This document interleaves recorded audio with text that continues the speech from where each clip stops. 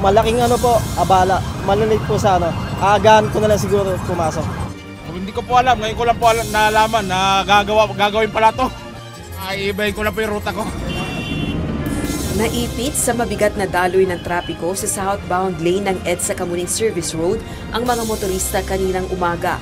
Ito ay dahil sarado na ang EDSA Kamuning Flyover southbound at tanging mga bus ng EDSA Carousel ang nakakadaan sa kaliwang bahagi ng tulay. Sinimula ng bakbaki ng tulay at tatagal ng 5 buwan ang repairs hanggang October 1, 2024. Ayon sa Department of Public Works and Highways o DPWH, may mga crack ang tulay kaya kukumpunhin muna at pagtitibayin laban sa mga kalamidad tulad ng lindol. Bagaman may mga alternatibong ruta na ipinayo ang Metropolitan Manila Development Authority o MMDA, siksikan pa rin ang mga motorista sa southbound ng EDSA Kamuning Service Road. Kaya naman upang ibsan ang bigat ng daloy ng trapiko, simula bukas, paparahin na ang mga motorcycle rider at padadaanin sa mga kalsadang pakanan bago ang EDSA Kamuning area gaya ng Panay Avenue, Scout Albano at Scout Borromeo. Nilinaw naman ng MMDA na hindi sila titikitan o huhulihin at bagkus ay gagabayan lamang. Starting tomorrow, hindi na po sila papapasukin sa service road. Lahat po sila ay pakakanan. Kailangan po talagang paghati-hatiin kaysa naman po magsiksikan lahat yan dito sa service road. Kung pwede, mas marami sa kanila ang kumana na at huwag magsiksikan dito sa service road. Kasi tandaan natin yung service road may stoplight po eh. So talagang tutukod at tutukod pagdating po dito sa service road. Hinikayat din ang ibang motorista na gamitin ang mga alternatibong ruta sa mabuhay lanes. Sa pagtaya ng MMDA, 23,000 motorcycle riders ang dumadaan sa area araw-araw. 24,000 naman ang four-wheeled vehicles. Yun yung dahilan din na nagpapaskip yung mga pasingit-singit na mga motorista. Opo, handa naman kami sumunod.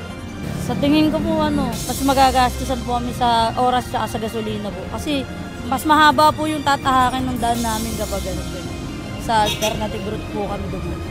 Sa EDSA po kasi dire-diretso na dapat yun eh. Dapat ang hindi nila pataanin din yung mga pogiso. Kasi yung motor, unang-una, magaan lang naman yung motor eh.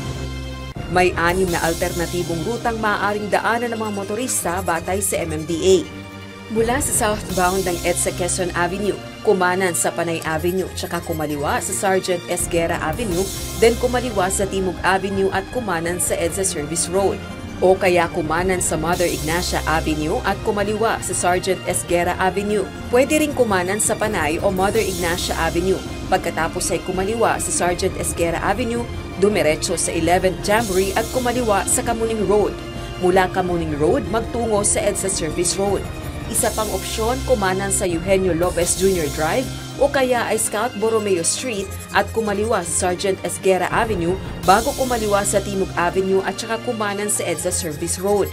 Pwede ring mula Eugenio Lopez Jr. Drive o Scout Borromeo Street, kumaliwa sa Summer Avenue tsaka kumaliwa sa Timog Avenue at kumanan sa EDSA Service Road. Pwede rin naman kumanan sa Eugenio Lopez Jr. Drive o Scout Borromeo Street at kumaliwa sa Sergeant Esguerra Avenue, dumiretso sa 11th Jamboree at kumaliwa sa Kamuning Road patungong EDSA Service Road.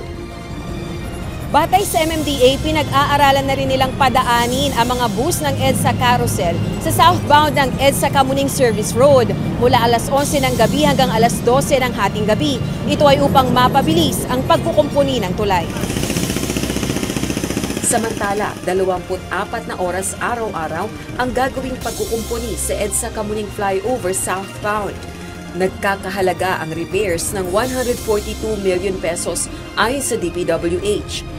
Ang kailangan po kasi dito, manual po ang gagawin natin pag-demolish sa ating slab. Mas makaka-traffic po lalo na at pinadadaanan natin na hindi naman po tayo full closure. Bali partial closure lang po at kapag po kasi heavy equipment yung gagamitin natin ay medyo makaka-apekto rin po sa ating ginagawa.